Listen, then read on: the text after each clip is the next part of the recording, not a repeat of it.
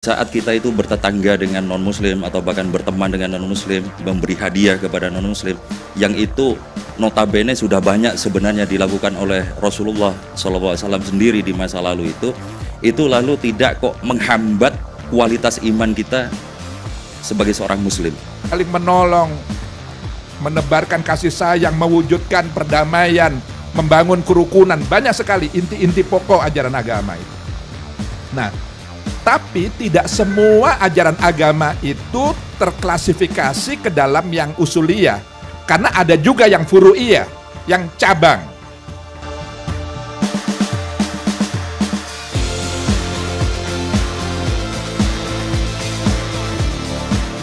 Saya sebenarnya tidak menghendaki kejadian malam ini. Jadi bermula kebetulan besok itu ada acara Direktorat Jenderal Bimas Hindu di Candi Prambanan. Mas Ulil dengan saya diminta menjadi salah dua narasumber untuk bicara di acara Sarasehan Nasional besok itu. Nah, karena malam ini kosong, saya bilang ke Mas Ulil, gimana kalau kita ngopi-ngopi bareng aja? Oh iya, saya kemarin pernah ke kafe Leha-Leha ini. Kayaknya suasananya nyaman juga, jadi kita ngopi-ngopi saja. Ternyata malah dibikinkan goro-goro seperti ini. Ini jadi diminta kuliah umum, ini sesuatu yang nggak umum sama sekali. Di kafe kuliah umum apalagi malam minggu gitu ya. Jadi saya mau ngobrol saja, jadi saya juga tidak menyiapkan sama sekali, apalagi temanya Kiai Edi ini apa moderasi. ini malam minggu kok ngomongin moderasi, ini sama sekali ekstrim ini. Nggak moderat sama sekali. Jadi ya kita ngobrol aja, ngobrol saja dan tergantung panjenengan semua, saudara-saudara sekalian, kita mau ngobrol tentang apa gitu. Buat saya gampang saja, kalau bisa saya tanggapi, kalau nggak bisa, ini banyak kiai di sini, ada Mas Hairus, ada Mas Ulil, ada banyak lah yang bisa membackup saya. Saya pikir itu, Mas Edi.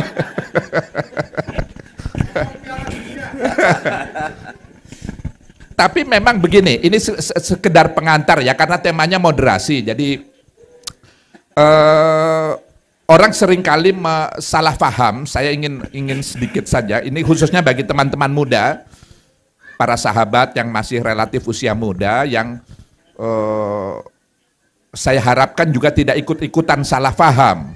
Jadi terkait dengan istilah moderasi beragama. Jadi dianggap yang akan dimoderasi itu adalah agamanya. Islam kok dimoderasi gitu. Padahal sama sekali bukan agama yang dimoderasi, tapi cara kita beragama. Jadi cara kita memahami agama, cara kita mengamalkan ajaran-ajaran agama, itulah yang dimoderasi, dalam artian dijaga agar senantiasa berada pada posisi yang tidak berlebih-lebihan, yang tidak melampaui batas.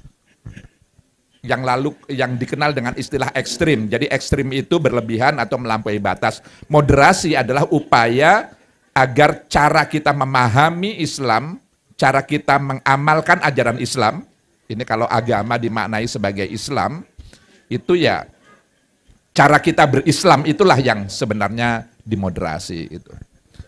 Nah, tantangan kita memang sekarang ini semakin serius karena fenomena yang kita hadapi sekarang ini, orang beragama, orang berislam itu justru mengingkari inti pokok ajaran Islam itu sendiri. Ini tantangan yang luar biasa.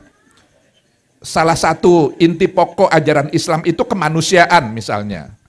Memanusiakan manusia. Tapi orang justru mengingkari atau menyimpangi nilai-nilai kemanusiaan.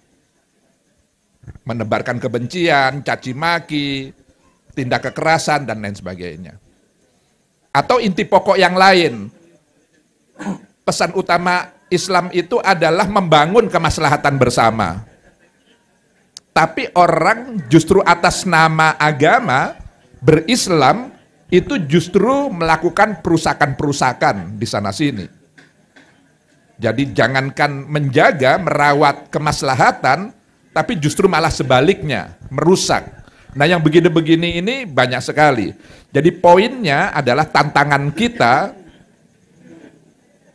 adalah bahwa saat ini semakin dirasakan orang beragama tapi justru mengingkari inti pokok ajaran agama. Tentu banyak tantangan-tantangan lain, tapi saya ingin sekedar pengantar, itulah kenapa lalu kemudian cara kita beragama itu perlu dimoderasi. Sama sekali nggak ada yang baru, esensi atau substansi dari moderasi beragama itu sendiri. Semua adalah ajaran yang selama ini kita dapatkan, yang kita wariskan dari para pendahulu kita, dari guru-guru kita, para ulama, kiai-kiai kita. Tawasud, tasamuh, tawazun itu kan ajaran-ajaran tidak hanya guru-guru kita, tidak hanya dari Wali Songo, tapi justru dari Rasul itu sendiri gitu. Jadi sama sekali nggak ada yang baru sama sekali terkait dengan isi moderasi beragama, bahwa beragama itu jangan berlebih-lebihan, jangan melampaui batas, itu adalah pesan utama agama itu sendiri. Yang baru mungkin adalah istilahnya, moderasi beragama gitu. Yang tentu sebagai sebuah istilah, ini bisa menimbulkan banyak interpretasi, melahirkan banyak persepsi, dan tentu karenanya lalu kemudian diperlukan sejumlah klarifikasi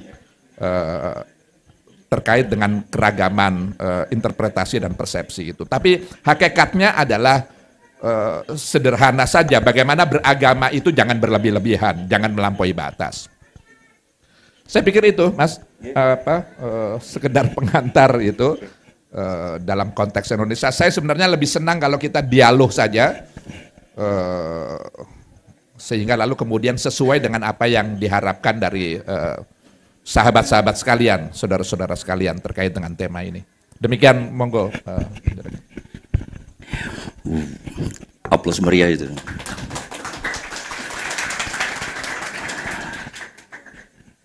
Teman-teman, saya sebenarnya tidak diplot untuk jadi moderator ya. Cuman karena barusan yang ngomong ke saya Mas Salim, yang saya hormati, saya manut tuh. Oh gitu ya, apalagi wis tobokot susah ya dibantah ya itu ya. Oke, memang baiknya kita berdialog ya. Nanti saya buka termin lah buat teman-teman untuk bertanya. Mungkin mengatakan Mbak Yai, saya sebutlah saya mewakili publik besar atau publik umum gitu ya.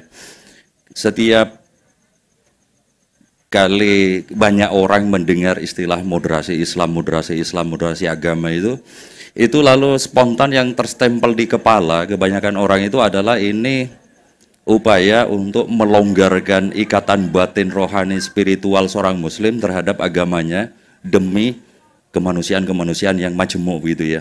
Sehingga lalu perasaan orang-orang yang lagi girohnya berislam tinggi-tinggi betul itu merasa bahwa ini kayaknya ajaran yang membawa saya ini dekat ke neraka begitu daripada dekat ke kesolehan gitu. Nah, pada umumnya Pak Yai, pertanyaan besar orang atau keparnoan orang terhadap istilah moderasi itu terletak pada satu sisi giroh untuk beragama berislam itu termasuk dalam beribadah itu mesti semakin meningkat begitu ya. Makanya dalil yang paling sering dinukil kan ittaqullah haqqa tuqatih begitu ya. Satu sisi begitu. Di sisi lain mungkin mafhum publik terhadap wacana-wacana kebersamaan, keadilan, persamaan yang itu lintas agama, lintas iman, lintas keyakinan itu mungkin belum membumi secara luas ngoten niku. Sehingga misal fakta di masyarakat ya, ketika ada tetangganya atau saudaranya yang misal beda agama, itu jangankan sampai ke level untuk mengucapkan selamat Natal, selamat Nyepi dan sebagainya, itu bayangannya udah auto neraka begitu, bayangannya gitu. Satu sisi begitu. Bahkan saking parnonya itu ada kasus di kampung saya kebetulan itu sampai terjadi obrolan panjang apakah hewan kurban itu boleh diberikan kepada non muslim misal. Nah, ini fakta-fakta yang beredar di masyarakat, G. Ada satu, saya pribadi suka betul sama seorang kiai yang sedang lagi intelektual banget dan moncer gitu ya. Sering bersama Gus Ulil itu saya lihat itu. Kiai Afif Muhajir itu ya. Beliau punya kredo begini. Al-Islamu bainal hamasah was samahah. Berislam itu seyogyanya antara giroh dalam ya berislam dan sekaligus keterbukaan, toleransi dan sebagainya. Mungkin Pak Yai, saya mewakili pertanyaan tadi itu. Bagaimana cara memberikan konteks kepada masyarakat luas itu bahwa di saat kita itu bertetangga dengan non-muslim atau bahkan berteman dengan non-muslim, memberi hadiah kepada non-muslim, yang itu notabene sudah banyak sebenarnya dilakukan oleh Rasulullah SAW sendiri di masa lalu itu lalu tidak kok menghambat kualitas iman kita sebagai seorang muslim. Artinya satu sisi hamasahnya jalan dan samahahnya jalan. Mungkin itu pertanyaan besar publik saya kira Pak ya. Mungkin itu Matulun. Ya. Ini baru ya boleh silakan tepuk tangan, jangan ditahan-tahan. Ini baru pertanyaan pertama saja sudah berat sekali ini seperti itu. Iya, ya itu kritik yang selalu saja muncul kepada moderasi beragama. Seakan-akan ini adalah gerakan, jadi moderasi beragama itu hakikatnya adalah gerakan penyadaran ya. Bukan hanya sekedar program, apalagi proyek gitu ya. Tapi ini gerakan penyadaran bahwa beragama itu ya jangan berlebih-lebihan itu. Jangan melampaui batas. Nah lalu kemudian tuduhannya, ini jangan-jangan ingin ada upaya pendangkalan keimanan tadi istilahnya. Jadi bikin beragama itu nggak punya giroh, nggak punya semangat, dan seterusnya. Begini, saya akan menanggapi itu dengan menjelaskan terlebih dahulu beragama, memahami dan mengamalkan ajaran agama itu seperti apa. Nah, untuk bisa menjawab ini, maka ada baiknya kita memahami terlebih dahulu ajaran agama itu seperti apa. Sehingga nanti kemudian cara kita memahami yang lalu kemudian menjadi dasar pengamalan kita itu seperti apa. Nah, saya nggak tahu di sini Islam semua atau ada yang non Muslim, tapi oke lah, semua agama ajaran agama itu secara sederhana itu bisa dipilah ke dalam dua kategori, ke dalam dua klasifikasi. Para santri menyebutkan yang pertama ini yang sifatnya usuli itu, yang pokok, yang inti, yang universal. Ajaran-ajaran agama yang diyakini kebenarannya oleh semua umat manusia di dunia tanpa terkecuali. Tidak peduli apa latar belakang orang itu, apa rasnya, etnisnya, suku bangsanya, jenis kelamin, agama yang dianutnya. Bahkan orang tidak beragama sekalipun ketika dia menghadapi ajaran agama yang masuk kategori usuliyah, yang inti, yang pokok, yang universal, dia akan meyakini bahwa ini ajaran kebenaran. Misalnya apa? Banyak. Menegakkan keadilan. Gitu. Semua orang pasti sepakat bahwa menegakkan keadilan itu memang, ya itu ajaran kebenaran. Membangun kemaslahatan bersama. Itu inti pokok ajaran agama. Memanusiakan manusia, melindungi harkat, derajat, martabat kemanusiaan. Itu semua agama punya pesan yang sama. Bahwa itu inti pokok ajaran agama. Jangan mencuri, jangan menipu, jangan berbohong. Banyak sekali itu pesan-pesan ajaran-ajaran agama. Menghormati yang tua, melindungi yang muda, saling berbagi, saling menolong, menebarkan kasih sayang, mewujudkan perdamaian, membangun kerukunan. Banyak sekali inti-inti pokok ajaran agama itu. Nah, tapi tidak semua ajaran agama itu terklasifikasi ke dalam yang usuliyah. Karena ada juga yang furu'iyah, yang cabang.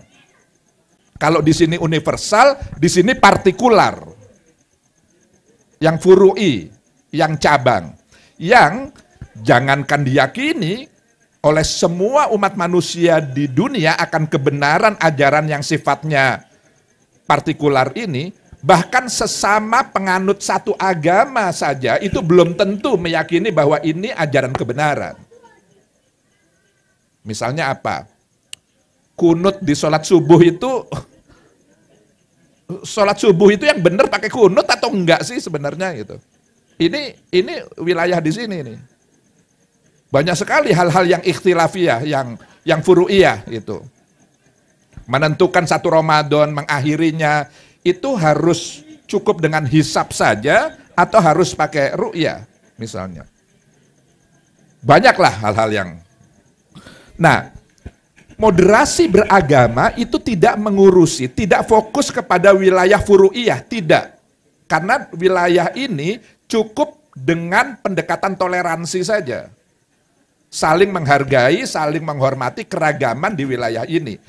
Moderasi beragama fokus kepada wilayah ini yang pokok, yang inti. Karena ini pesan utama ajaran agama yang tidak boleh disimpangi dan diingkari atas dasar alasan apapun juga. Jadi tidak ada alasan yang bisa dibenarkan bahwa kita beragama, kita berislam, tapi kok menyimpangi yang inti, itu nggak bisa. Maka ketika ada faham, ketika ada amalan-amalan keagamaan kok justru menyimpangi yang inti, yang pokok, ini yang harus dimoderasi, yang harus dibawa ke tengah. Karena ini sudah melampaui batas ini sudah berlebih-lebihan. Gitu. Nah, jadi itu ukurannya sebenarnya yang bisa menjadikan tolok ukur, parameter, indikator mana faham-faham amalan-amalan yang ekstrim dan mana yang moderat. Lihat saja, kembalikan kepada inti pokok ajaran agama. Apakah disimpangi atau tidak? Apakah diingkari atau tidak? Hanya karena berbeda mazhab, tapi dengan meneriakkan takbir kita membakar masjid, misalnya. Hanya karena itu masjidnya Ahmadiyah, dan saya merasa Sunni atau apa, saya bakar masjid, itu berlebih-lebihan. Hanya karena ingin dihormati ketika saya berpuasa di bulan Ramadan, tapi lalu kemudian saya menjumpai ada warung buka, maka saya harus paksa warung itu untuk tutup, dan kalau tidak mau tutup, saya gunakan cara-cara kekerasan, memaksa pemiliknya untuk tutup, atau saya lakukan tindakan kekerasan yang lalu kemudian tidak memanusiakan dia, itu sudah berlebih-lebihan, itu melampaui batas. Jadi, kembali kepada inti pokok, bukan yang furu'iyah. Kalau furu'iyah, toleran saja, saling hargai, saling hormati saja, keragaman di sini. Tapi kalau di sini yang usuli, yang universal, ini nggak bisa ditolerir atas dasar apapun. Maka ya harus dimoderasi. Gitu. Nah, kembali kepada pertanyaan tadi, apakah ini pendangkalan keimanan? Enggak, justru ajaran agama itu ya seperti itu. Karena seringkali orang berlebih-lebihan, fanatismenya, radikalismenya. Nah ini Mas Edi, saya juga ingin mengklarifikasi istilah-istilah yang banyak salah kaprah, yang juga secara langsung maupun tidak langsung mempengaruhi cara pandang kita terhadap moderasi beragama. Bahwa radikal itu nggak boleh dalam beragama, fanatik itu nggak boleh. Ini kan aneh juga. Radikal itu kan redik, mengakar, menghujam ke bawah. Dalam konteks beragama, tidak hanya boleh, orang harus radikal. Dalam maknanya yang sebenarnya, mengakar gitu. Fanatik, memegangi secara kokoh. Ya beragama itu nggak boleh tipis-tipis saja. Nggak boleh permukaan aja. Beragama itu ya harus fanatik gitu. Tapi kan lalu kemudian konotasinya menjadi negatif karena salah kaprah. Apalagi fundamentalis. Udah jangan bergaul itu kelompok-kelompok fundamentalis itu. Jadi konotasinya negatif. Padahal fundamen itu mendasar. Beragama itu ya harus fundamental. Memiliki dasar yang kokoh gitu. Nah, ini istilah-istilah yang lalu kemudian menimbulkan kesalahkaprahan dan kesalahpahaman. Orang kok nggak boleh fanatik beragama, Orang kok nggak boleh radikal, padahal itu maknanya sebenarnya positif saja. Nah, moderasi beragama ingin mendudukkan ini justru bahwa yang harus diwaspadai, yang harus dihindari bukan fanatismenya, bukan fundamentalisnya atau radikalnya, tapi ekses negatif yang lahir dari fanatisme itu. Saya tentu sebagai misalnya sebagai muslim saya fanatik betul dan harus fanatik bahwa Islamlah satu-satunya yang saya yakini benarnya. Kalau saya memiliki faham mazhab ahli sunnah misalnya, ya saya meyakini ahli sunnah dibanding paham-paham yang lain yang saya. Nanti ahli sunnah ada salafi, ada wahabi. Ini ahli sunnah yang apa? An-Nahdiyah misalnya. Ya itulah yang dipegangin. Nanti An-Nahdiyah juga ada macam-macam itu. Ada yang garis lurus, ada yang garis lucu kan gitu. Garis-garis bareng. Ya itu pilihan itu pilihan. Nah, saya harus meyakini itu. Nggak bisa saya enteng-entengan atau tipis-tipis meyakini bahwa ini benar, itu juga benar. Islam juga saya yakini benar, Kristen juga benar, yang lain juga. Enggak, saya harus memilih gitu. Nah, tapi jangan sampai menimbulkan ekses negatif. Lalu kemudian di ruang terbuka saya menyalah-nyalahkan keimanan yang lain. Nah, di sini Mas Edi mungkin sedikit ya untuk memperjelas ini. Beragama itu ada dua wilayah. Ada wilayah internum, ada wilayah eksternum. Ini penting juga untuk menjelaskan ini pendangkalan keimanan atau bagaimana ini? Kok orang disuruh toleransi, kok orang disuruh cair dalam beragama? Nah, mungkin ada baiknya dilihat dari perspektif dua wilayah yang berbeda ini dalam beragama. Forum internum atau wilayah internum itu internal kita, yang tidak ada seorang pun atau siapapun yang bisa mengintervensi wilayah internum pada diri setiap manusia. Karena itu otoritas mutlak yang ada pada dirinya. Jadi negara sekalipun, orang tua atau siapapun tidak bisa mengintervensi. Saya mau mengimani apa, itu mutlak kewenangan otoritas saya. Saya mau beragama atau saya mau tidak beragama, itu nggak ada yang bisa mengintervensi saya. Agama yang saya anut apa, mazhab, sekte, ordo, apa itu amaliyah ubudiyah saya subuhan mau kunut atau nggak kunut, saya mau tahlilan, saya mau wiridan atau saya mau semua amaliyah yang beragam-ragam itu di wilayah furu'iyah tadi itu mutlak otoritas saya. Dan saya harus kokoh di sini. Saya harus fanatik di sini. Di wilayah internum itu harus fanatik. Harus radikal. Nggak boleh tipis-tipis. Itu. Nah, tapi faham pada wilayah internum itu kan harus manifest, harus mengejawantah, harus mewujud, harus diamalkan. Karena agama itu kan tidak hanya iman, tapi juga amal. Nah, ketika iman itu diamalkan, dia masuk wilayah eksternum, wilayah publik. Jadi kalau tadi internum hanya diri kita, maka tidak perlu ada toleransi. Saya tidak perlu menghargai, menghormati perbedaan orang lain. Wong nggak ada orang lain pada wilayah internum. Di internum itu hanya diri saya sendiri. Maka tidak ada perbedaan. Maka tidak ada yang perlu saya hargai dan yang saya hormati. Tapi ketika saya memasuki wilayah eksternum, ketika saya mau mengamalkan faham keagamaan saya, pilihan saya di internum tadi, itu saya mau amalkan, maka tidak bisa tidak saya memasuki wilayah eksternum. Di sini beragam-ragam ini. Jangankan antar umat beragama, sesama muslim itu beragam-ragam, faham teologinya, faham fikihnya, faham tasawufnya, dan seterusnya, dan seterusnya. Maka pada wilayah eksternum, Di situ dituntut toleransi, kemauan dan kemampuan untuk menghargai dan menghormati perbedaan yang ada pada pihak lain. Jadi jangan dibalik, seringkali kita dibalik-balik. Ketika wilayah internum kita berlakukan toleransi, itu nggak boleh.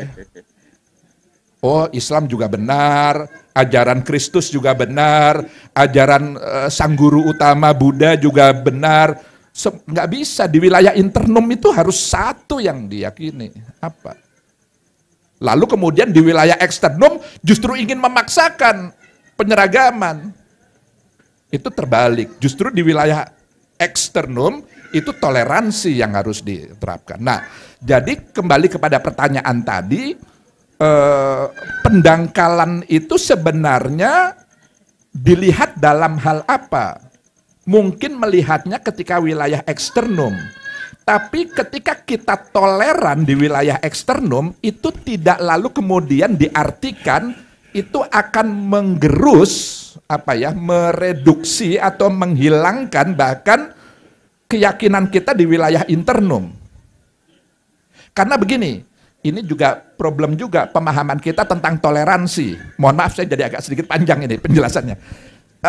Sering kan gini, toleransi itu kan kemauan dan kemampuan untuk menghargai dan menghormati perbedaan yang ada pada pihak lain. Maka kata penghargaan dan penghormatan itu seringkali dimaknai sebagai sesuatu yang identik dengan persetujuan dan pembenaran. Sehingga orang tidak mau bertoleransi.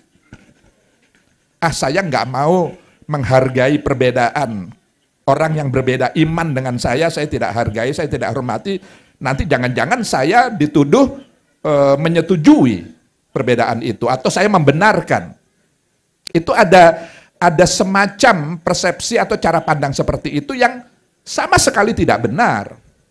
Jadi penghargaan dan penghormatan itu satu hal, pembenaran atau persetujuan itu hal lain. Sama sekali tidak identik. Jadi kalau Mas Edi itu merokok begitu ya, saya tidak merokok. Dulu saya merokok, tapi saya sudah berhenti gitu. Jadi saya tidak merokok, saya tidak suka diri saya merokok, tapi saya bisa menghargai, menghormati orang lain merokok. Tapi bukan berarti lalu kemudian saya menyetujui, apalagi membenarkan tindakan merokok. Oh tidak, buat saya enggak. Buat saya, dulu saya merokok, sekarang enggak gitu. Tapi bukan berarti saya lalu kemudian karena saya tidak menyetujui dan saya tidak membenarkan, lalu kemudian saya tidak bisa menghargai dan tidak bisa menghormati, tidak juga. Saya mau dan mampu menghargai perbedaan. Jadi toleransi itu di situ. Jadi kalau kita memasuki wilayah eksternum yang beragam-ragam, lalu kemudian kita bisa menghargai dan menghormati keragaman, bukan berarti kita membenarkan atau menyetujui keragaman atau perbedaan-perbedaan yang ada. Karena kita tadi punya di wilayah internum tadi yang kokoh, yang kuat, yang nggak boleh diusik-usik gitu. Jadi boleh jadi tuduhan pendangkalan itu ketika orang hanya memotret implementasi atau aplikasi di wilayah eksternumnya. Kok begitu sih, kok dihargai, kok dihormati, lalu kemudian punya cara pandang seakan-akan itu identik dengan persetujuan atau pembenaran. Yang sebenarnya sama sekali tidak seperti itu. Orang lupa bahwa di internum masing-masing penganut agama itu ya harus kokoh. Jadi fanatisme, radikalisme itu bukan di eksternum, tapi di internum. Sebaliknya, toleransi itu tidak boleh di internum, tapi toleransi itu harus di eksternum. Saya pikir begitu, Mas.